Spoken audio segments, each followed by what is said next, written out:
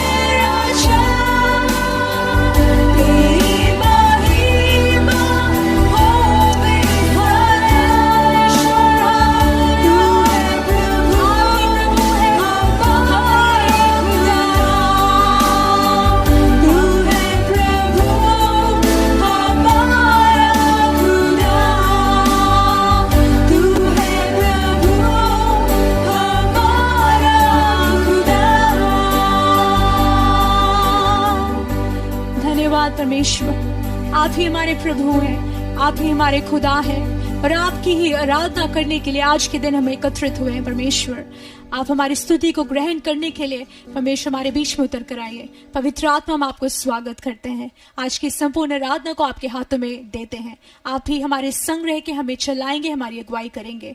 सारी आत्मा परमेश्वर, सभी की आत्मा को, प्राण को, शरीर को आपके हाथों में देते हुए प्रभु यीशु मसीह के नाम से प्रार्थना मांगते हैं, आमीन। Hallelujah, hallelujah, hallelujah, hallelujah. हम आशा करते हैं कि आप उत्साहित हैं और उत्तेजित हैं कि आप हमारे साथ मिलकर परमेश्वर की आराधना कर सकें। आज का दिन भी परमेश्वर ने हमें दिया है ताकि हम उसके नाम को ऊंचा उठा सकें, उसके नाम का गुणानुवाद कर सकें, उसके द्वारा किए हुए हर एक भलाइयों को याद करके उसके नाम को बढ़ाई कर सकें। विश्वास करते हैं आप सभी तैयार हैं अपने घरों में या जहां भी उपस्थित हैं, अपने परिवार के साथ मिलकर आज का दिन जो परमेश्वर का है, जो उसने बनाया है, जो उसका विश्राम का दिन है, ताकि वो हमारी ओर से मिलने वाली सारी आराधना को, महिमा को ग्रहण करे और आनंदित हो। हम विश्वास करते हैं कि आप सभी परमेश्वर को आनंदित करने के लिए, उसको प्रसन्न करने के लिए तैयार हैं। आइए मिलकर हमारे साथ कुछ गीतों को गाएं और परमेश्वर की आराधना करें। हम एक तमिल गीत गाएंगे, वो ओरुवराई पेरिय अधिसयम सेबवर। इसका अर्थ है परमेश्वर इकलौता परमेश्वर वो काफी है, इतना सामर्थी है कि हमारे जीवन में आश्चर्य कर्मों को कर सके। इस गीत को जब हम गाएंगे, विश्वास कीजिए जो भी आपके जीवन में असंभव कार्य आपको नजर आ रहे हैं, उन सभी को विश्वास के रूप में प्राप्त करने के लिए, संभव होता हुआ देखने के लिए परमेश्वर की उपस्थिति में उसको आनंद के साथ आराधना कीजिए। और वाकई में परमेश्वर का वचन जैसे कहता है कि वो असंभव का परमेश्वर है, सारे कार्य को वो संभव करता है। आपके जीवन में भी जब आप गीतों को उत्साह के साथ गाएंगे, सारे कार्यों को परमेश्वर आपके जीवन में यीशु के नाम में पूरा करेगा। आइए मिलकर हमारे साथ इस गीत को उत्साह के साथ गाएं, तालियों को बजाकर।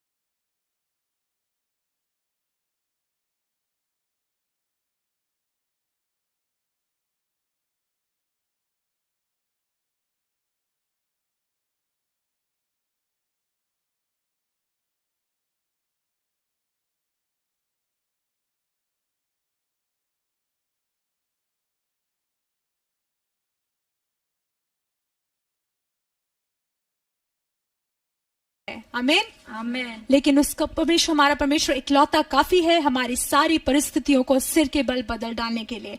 आज आपके सामने जो भी परेशानियां दीवार बनकर खड़ी हो या कोई भी परिस्थितियां आपको असंभव लग रही हो या मुश्किल लग रहा हो, हमारे परमेश्वर यीशु मसीह पर जब हम विश्वास करते हैं सारी परिस्थितियां बदल जाती हैं। प्रिय लोगों, परमेश्वर ये नहीं वादा करता कि कोई भी परेशानियां नहीं आएंगी, लेकिन जब हम उस पर विश्वास करते हैं, हमारे दुखों को, हमारे परेशानियों को, अपने हर एक बोझों को जब परमेश्वर यीशु मसीह के हाथों में दे देते हैं तो वो कंट्रोल लेता है, वो हमारी परेशानी में उतर कर आता है, उसको बदलने की जो शक्ति को है, जो जिम्मेदारी को है, वो लेकर हमें चलाता है। Hallelujah, hallelujah, hallelujah, hallelujah. जैसे हमने गाया, लाल समुद्र को भी दो भाग करने वाला परमेश्वर हमारा परमेश्वर है।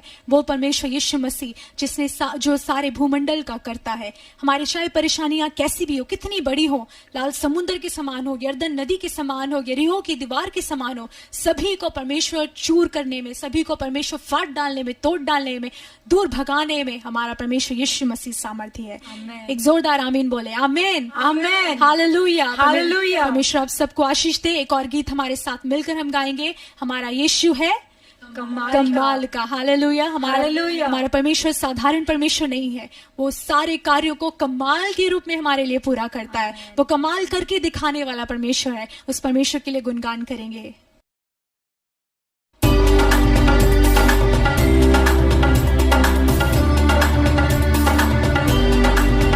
मेरा यीशु है कमाल का, मेरा यीशु है कमाल का, मेरा यीशु है कमाल का। उसके जैसा कोई नहीं, उसके जैसा कोई नहीं, उसके जैसा कोई नहीं, उसके जैसा कोई नहीं। मेरे लिए ही मारा गया, मेरे लिए ही सूली उठाया, मेरे लिए ही मारा गया, मेरे लिए ही सूली उठाया, मेरे लिए ही मारा गया, मेरे लिए ही सूली उठाया। तीसरे दिन फिर जिंदा उठकर मौत को उसने हराया। मेरा यीशु है कमाल का, मेरा यीशु है कमाल का, मेरा यीशु है कमाल का। उसके जैसा कोई नहीं, उसके जैसा कोई नहीं, उसके जैसा कोई नहीं, उसके जैसा कोई नहीं।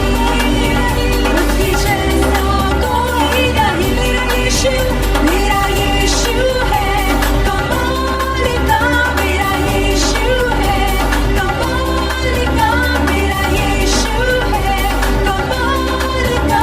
उसके जैसा कोई नहीं, आमीन, उसके जैसा कोई नहीं, कोई भी नहीं, उसके जैसा कोई नहीं, उसके जैसा कोई नहीं। Hallelujah, hallelujah.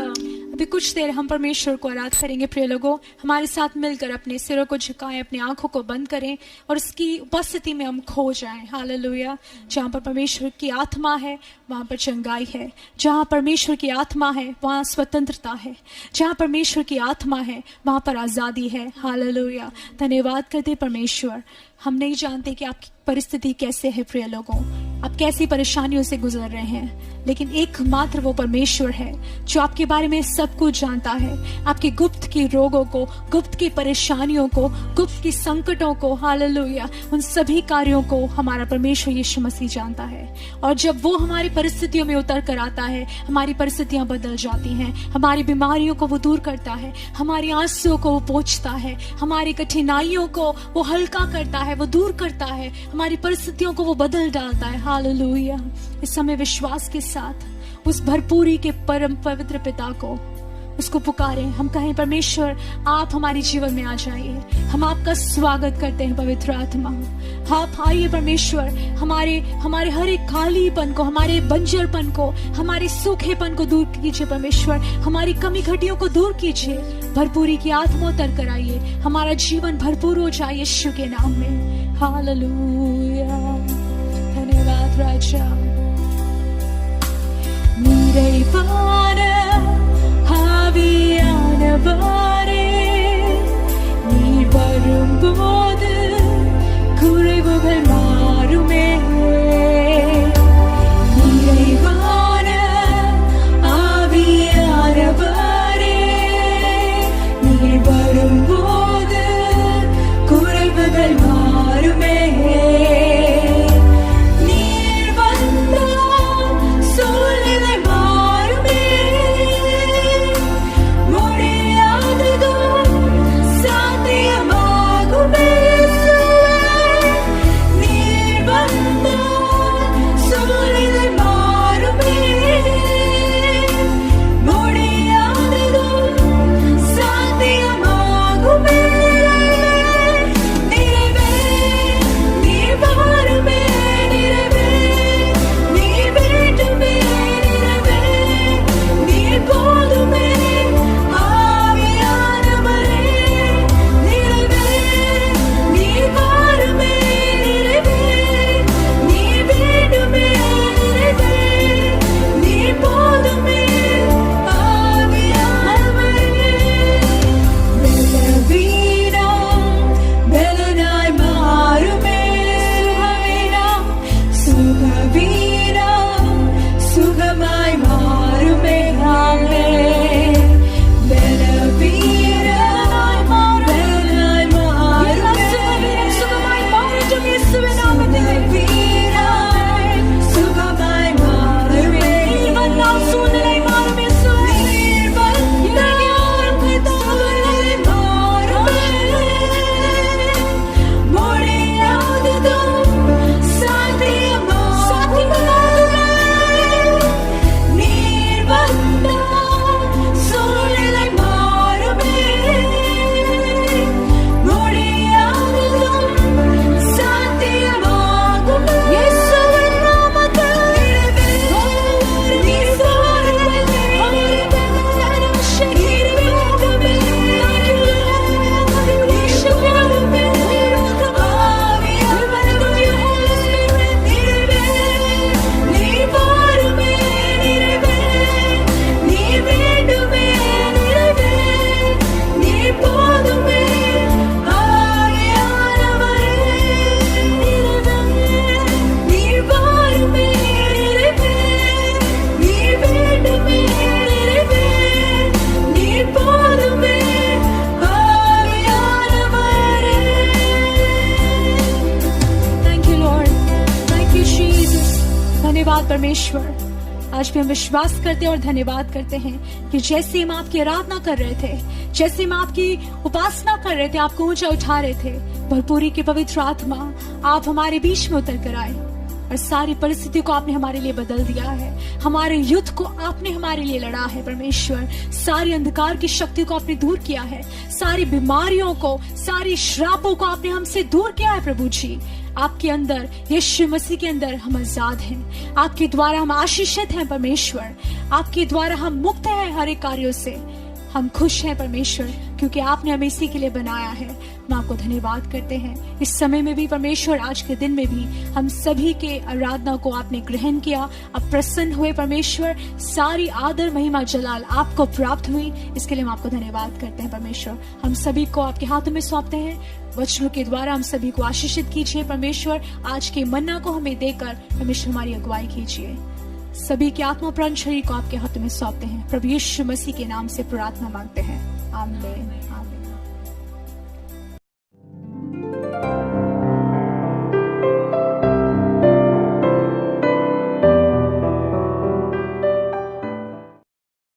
ஹalleluya. हालेलुया. கர்த்தருடைய பரிசுத்த நாமத்துக்கு மகிமை உண்டாவதாக. परमेश्वर के पवित्र नाम की महिमा हो. இந்த நாளும் இந்த வீடியோ மூலமா உங்களை மறுபடியும் சந்திப்பதில் எனக்கு மிக்க आज மகிழ்ச்சி. के दिन भी इस वीडियो के माध्यम से आप सभी से मिलने में बहुत आनंद है. நீங்க எல்லாரும் சுகத்தோட ஆரோக்கியத்தோட சந்தோஷமா இருக்கீங்க நான் हम விசுவாசிக்கிறேன். सभी विश्वास करते हैं कि आप सभी अच्छी स्वास्थ्य के साथ खुश अपने घरों में हैं. தொடர்ந்து கர்த்தரோட வருகை மட்டும் நம்ம இப்படியாக நடத்துவாராக. निरंतर परमेश्वर के आगमन तक हम सभी को इसी रीति से चलाए. இந்த நாள் செய்திக்கு நாம கடந்து செல்லலாம். आज के दिन के वचन की ओर हम बढ़ेंगे. இருக்கிற இடத்துல ஜெப சிந்தியோடு அமர்ந்திருங்க. जहाँ कहीं भी आप है है प्रार्थना विचार के साथ उपस्थित ஆவியானவர் रहें। நம்மளோடு இடைபடுவாராக. पवित्र आत्मा हमसे बात करे। தியானிக்கும்படி எடுத்துக்கொள்வோம். ध्यान करने के लिए निकालेंगे। ஆதியாகமம் 12வது அதிகாரம் उत्पत्ति 12वां अध्याय 1 முதல் 7ஆம் வசனம் அங்க ஒரு சம்பவம் கொடுக்கப்பட்டிருக்கிறது. पहले वचन से 7वें वचन तक एक घटना बताई गई அதுல है। 2ஆம் வசனம் உங்களுக்கு நான் வாசிக்க उसमें விரும்புகிறேன். से दूसरा वचन हम आपके लिए पढ़ना चाहेंगे। நான் உன்னை பெரிய ஜாதியாக்கி உன்னை ஆசீர்வதித்து உன் பெயரை பெருமைப்படுத்துவேன். நீ ஆசீர்வாதமாய் இருப்பாய்.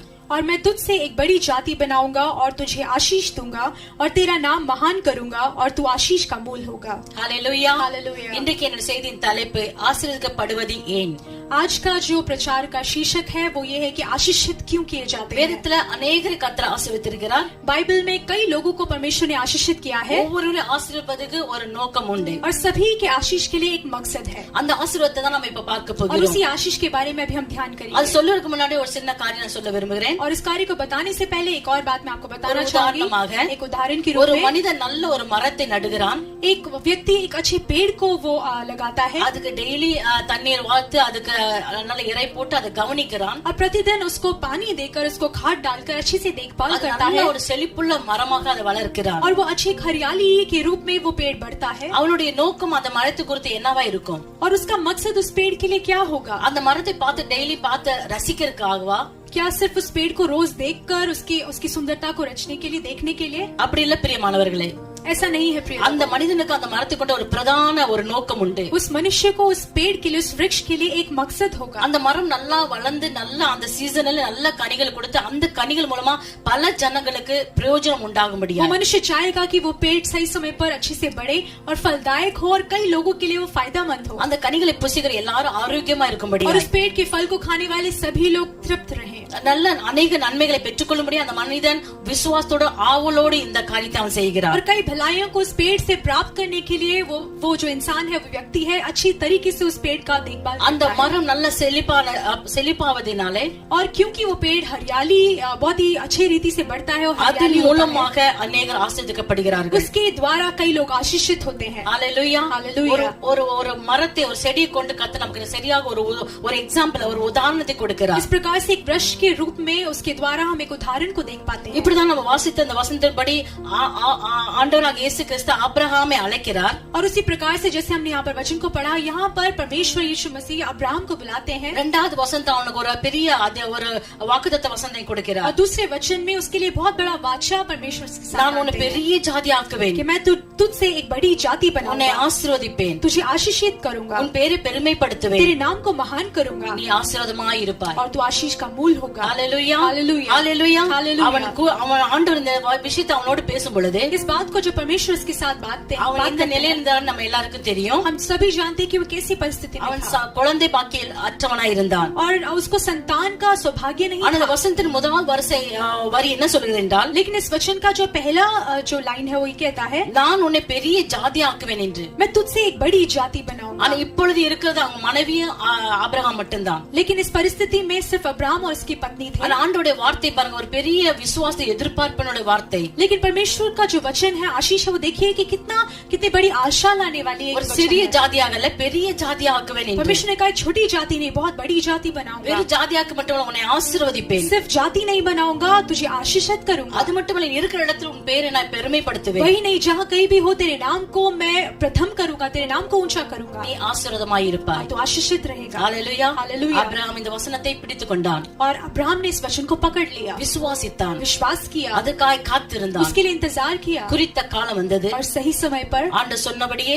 और जिस प्रकार से परमेश्वर ने कहा, அருமையான ஒரு குழந்தையை एक बहुत பெற்றெடுக்கிறார். ही सुंदर संतान उनको प्राप्त हुआ। ஹalleluya. हालेलुया। 7வது வசனம் சொல்லுகிறது, 7वां वचन बताता கர்த்தர் है, ஆபிரகாமுக்கு தரிசனமாகி तब यहोवा ने अब्राहम को दर्शन உன் देकर சன்னதிக்கு இந்த தேசத்தை கொடுப்பேன், कहा, ये देश मैं तेरे वंश को दूंगा। அப்பொழுது அவன் தனக்கு தரிசனமான கர்த்தருக்கு அங்கே ஒரு பலிபீடத்தை கட்டினான். और उसने वहाँ यहोवा के लिए जिससे उसे दर्शन दिया था एक वेदी बनाई। குழந்தை பிறவதற்கு முன்னாடியே ஆபிரகாமோடு தேவன் இடைபடுகிறார். संतान के प्राप्त होने से पहले ही परमेश्वर अब्राहम से बात करते हैं। கர்த்தர் சொன்ன வாக்கில் அவர் உண்மையுள்ளவராய் இருந்தார். परमेश्वर के वचन पर, परमेश्वर के वाचा के लिए वो भी सच्चा रहा। ஆகவே ஆபிரகாம் அந்த காரியத்துக்கு நன்றி பலியாக அந்த இடத்துல ஒரு பலிபீடத்தை கட்டி ஆண்டவருக்காக நன்றி சொல்லுகிறார். इसलिए अब्राहम ने भी धन्यवाद के रूप में एक वेदी बनाकर परमेश्वर को धन्यवाद दिया। ஆபிரகாமை ஆசீர்வதிக்க நோக்கம், ஆண்டவருடைய பிரதான நோக்கம் என்ன?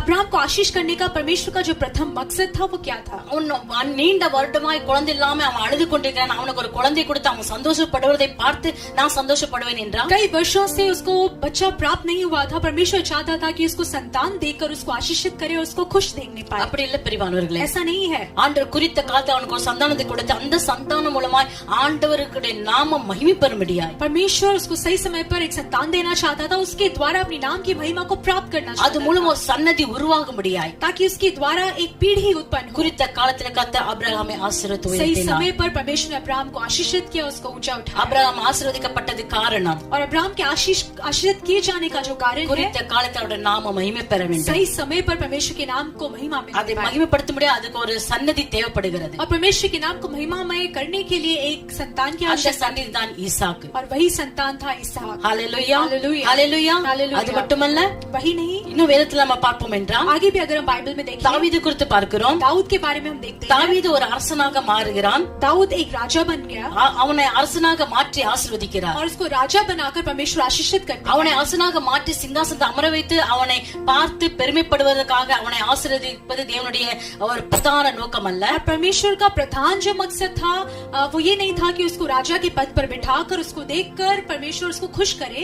தேவன் தன் ஜனங்களை சரியான வழி நடத்தும்படியாய் கர்த்தர் தாவீதை அபிஷேகிக்கிறார். परमेश्वर ने दाऊद को अभिषेक इसलिए किया ताकि अपनी प्रजा को कोई हो जो उसको सही तरीके से चला पाए, अगुवाई कर ஆகவே पाए. அந்த அபிஷேகத்தின் ஆசீர்வாதம் தாவீதுக்கு கிடைக்கிறது. इसलिए उस अभिषेक का जो आशीष है वो दाऊद को प्राप्त हुआ. மூன்றாவது பகுதி யோசேப்பை குறித்து நம்ம பார்க்கிறோம். तीसरा हम यूसुफ के बारे में देखते हैं. யோசேப்பை கர்த்தர் குறித்த காலத்துல தேவன் அந்த தேசத்துல அவனை ராஜாவாக அமர்த்துகிறார். यूसुफ को भी सही प्रकार से सही समय पर परमेश्वर ने उस देश के प्रधानमंत्री के रूप में उसको ऊंचा उठाया. அதுக்காக அவன் சிறு வயதிலிருந்தே 14 வயதிலே கர்த்தர் அவனை தேர்ந்தெடுத்தார். அவனுக்கு தரிசனம் மூலமா அவனோடு இடைபடுகிறார். उसके लिए परमेश्वर ने बहुत ही छोटी उम्र में उसको दर्शन दिया. दर्शन के द्वारा उससे बात किया. எகிப்திலே அவன் போய் ராஜாவா மாறுவதற்கு அவன் ரொம்ப லகுவாக அதை பெற்றுக்கொள்ளவில்லை. और मिस्र में जाकर राजा बनने के लिए उसने बहुत ही आराम से या बहुत ही सुखी तरीके से उस पद को प्राप्त नहीं किया. அதற்காக அவன் பல சூழ்நிலைகளை ஃபேஸ் பண்ண வேண்டியதா இருந்தது. उसके लिए बहुत से परेशानियों को, संकटों का सामना उसको करना பல पड़ा. அவமானங்களை சகிக்க வேண்டியதா कहीं இருந்தது. अपमान को झेलना पड़ा. பல கஷ்டங்களை நேரிட வேண்டியதா कई இருந்தது. कष्टों को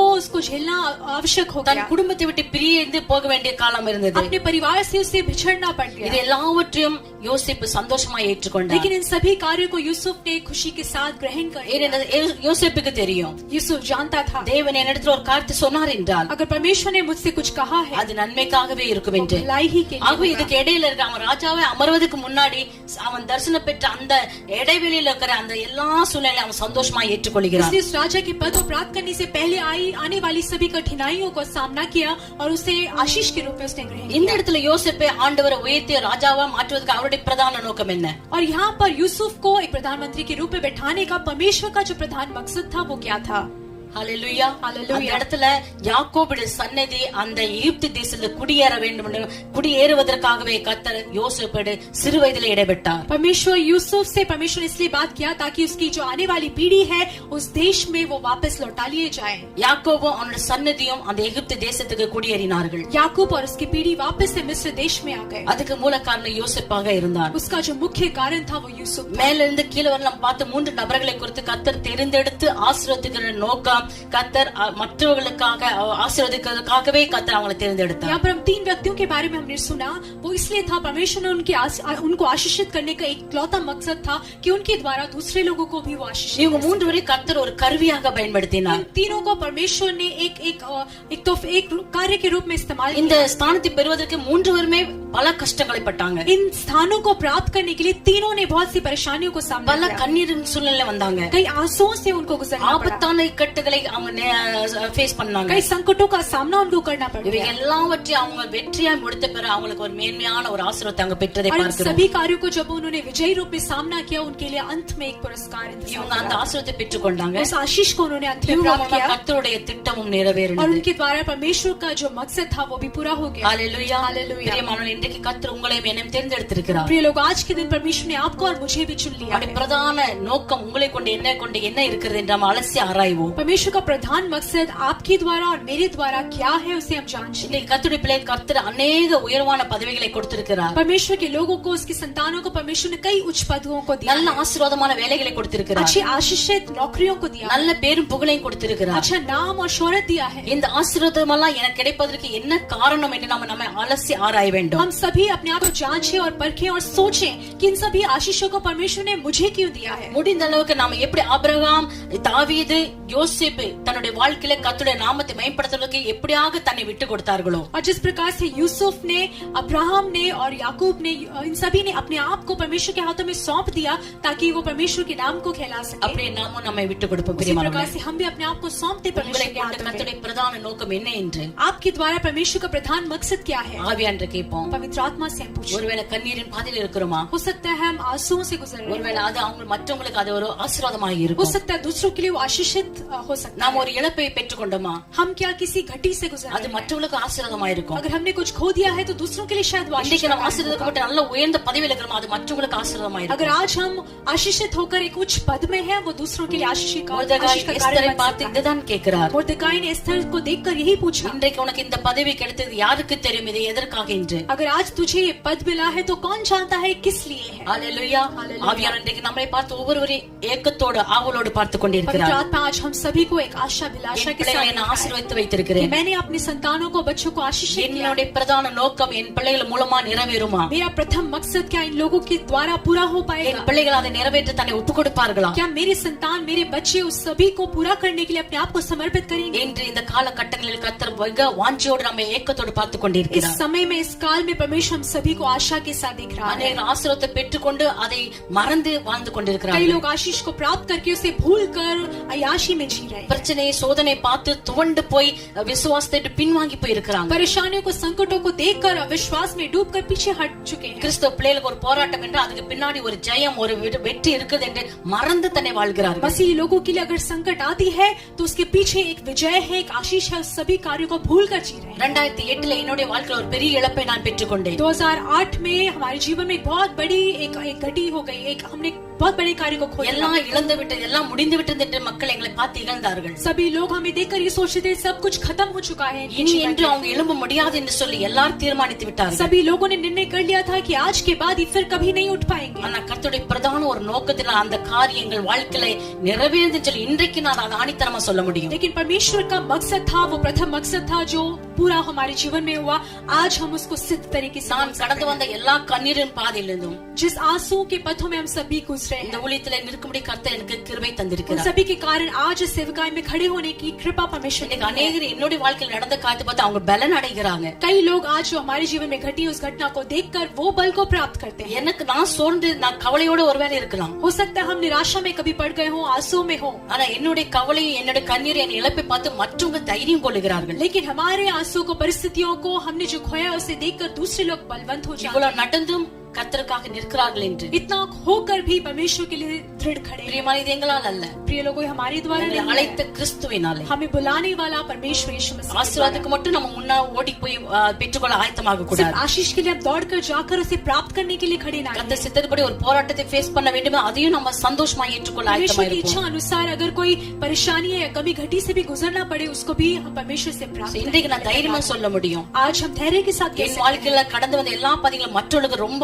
ஆறுதலும் ஒரு பிரயோஜனம், ஆசீர்வாதம், தைரியத்தை கொடுத்தது என்று நான் விசுவாசிக்கிறேன். हमारे जीवन में जो भी कठिन परिस्थितियों से हम गुजरे वो सभी दूसरों के लिए उत्साह का कारण बना, बल का कारण बना, उनको आशीष தொடர்ந்து இந்த கடைசி நாட்களில் பிரிவு நம்ம யாரும் சுயநலமாய் வாழாதபடி निरंतर इन अंतिम समयों में, इन अंतिम दिनों में हम सभी स्वाभिमान बनकर नाचिए। கர்த்தர் என்னை தேர்ந்தெடுத்தது, என்னை அழைத்தது என்ன பிரதான நோக்கம் என்று நீங்க தயவு செஞ்சு அதை ஆராய்ந்து அறிந்து உங்களை தேவனுக்காக ஒப்பு கொடுங்க. कृपया करके अपने आप को जांचिए और सोचिए कि परमेश्वर ने मुझे आशीषित किया है, इस उच्च पद पर रखा है, तो उसका क्या कारण हो सकता है। 100% அடித்து சொல்ல முடியும், கர்த்தர் உங்களை வெட்கப்பட்டு போக விடவே மாட்டார். 100% हम दृढ़ता के साथ कह सकते हैं कि परमेश्वर आपको लज्जित होने नहीं देगा। அபிரகாம் வெட்கப்பட்டு போகவில்லை, अब्राहम को लज्जित होने नहीं தாவீது दिया, வெட்கப்பட்டு போகவில்லை, दाऊद ने लज्जा के யோசேப்பு सामने नहीं வெட்கப்பட்டு किया, போகவில்லை, यूसुफ लज्जित नहीं हुआ அடியாள் வெட்கப்பட்டு போகவில்லை. और हम भी लज्जित नहीं हुए। ஹalleluya. Hallelujah. சோ நீங்களும் வெட்கப்பட்டு போக तो आप भी மாட்டீங்க. लज्जित नहीं होंगे। தொடர்ந்து ஜெபிங்க. निरंतर प्रार्थना कीजिए। உங்களை அழைத்த அழைப்பை கர்த்தரிடத்துல கேட்டு பெற்றுக்கொண்டு அதற்காக முன் கடந்து வாங்க. आपकी बुलाहट को परमेश्वर से पूछकर जानकर उसके अनुसार आगे बढ़े। நிச்சயமா கர்த்தர் உங்களை கொண்டு அவருடைய பிரதான நோக்கத்தை நிறைவேற்றுவார். निश्चय परमेश्वर आपको लेकर अपने प्रथम मकसद को पूरा करेगा। आमेन आमेन हालेलुया हालेलुया। கர்த்தர் இந்த வசனம் மூலம் உங்களை ஆசீர்வதிப்பாராக. शायद सभी को इन वचनों द्वारा आशीषित करे। आइए प्रार्थना करें। हालेलुया ஸ்தோத்திரிக்கிறோம் ராஜா. பரிசுத்த ஆவியானவரே உம்மை நன்றியோடு துதிக்கிறோம் ஆண்டவரே. पवित्र आत्मा हम आपको धन्यवाद करते हैं। நல்ல நாளுக்காய் ஸ்தோத்திரம். इस अच्छे दिन के लिए हम आपको धन्यवाद நீங்களோடு करते हैं। இடைப்பட்டீங்கப்பா. आपने हमसे बात किया। அது உங்களுடைய பிள்ளைகளோடு ஒவ்வொருவரோடும் நீ பேசி அவங்களை அதுக்கென்று நீ ஆயத்தப்படுத்த போதுக்காய் நன்றி. आप अपने सभी बच्चों से बात करें और उसके लिए उनको उसके अनुसार तैयार இனி வரும் நாட்களில் இந்த பிள்ளைகள் எல்லாரும் உம்முடைய பிரதான நோக்கத்தை நிறைவேற்றுவார்கள் என்று நான் விசுவாசிக்கிறேன். आने वाले दिनों में सभी लोग आपके प्रथम मकसद को पूरा कर पाएंगे। நீர் அவங்களை பலப்படுத்துவீராக. आप उनको बलवंत कीजिए। அவங்களுக்கு ஞானத்தை கொடுப்பீராக. अपनी बुद्धि को दीजिए। கரம் பிடித்து நடத்துவீராக. हाथों को थाम कर चलाइए। கர்த்தர் அவங்களோடு இருப்பீராக. परमेश्वर आप उनके संग நீ रहिए। கொடுத்த வாக்குத்த வசனம் ஒன்றும் மறைந்து போகாதபடி आपका वाचा एक भी उनके जीवन से पूरा परमेश्वर हटे ना और पूरा होने पाए। அவங்களை உறுதியாய் உமக்குள்ள வாழ दृढ़ता के साथ आपके संग जीने அவங்களுடைய पाए। ஆவி ஆத்மா சரித்தை அவங்க முழு குடும்பத்தோடு உம்முடைய கரத்துல ஒப்பு கொடுக்கிறேன். सभी के आत्मा प्राण शरीर को उनके परिवार को आपके हाथों में सौंपते हैं। இயேசுவின் நாமத்தில் ஜெபிக்கிறேன் நல்ல பிதாவே. यीशु के नाम से प्रार्थना मांगते हैं। ஆமென் आमेन। God bless you. आप सभी को परमेश्वर आशीष दे।